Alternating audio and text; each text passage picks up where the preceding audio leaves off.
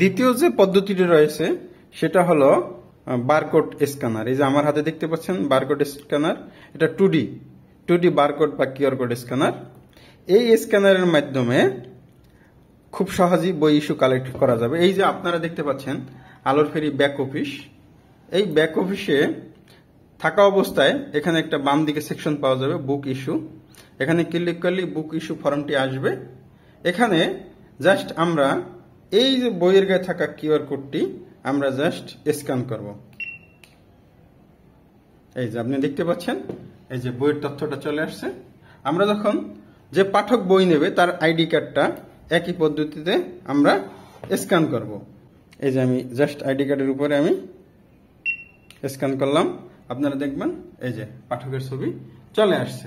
যখন আমি ইস্যু দিলাম, সাবমিট দিলাম, আমাকে প্রশ্ন করলো যে আমরা বইটি ইস্যু করতে চাই কিনা। ইয়েস, বইটি ইস্যু হয়ে গেল।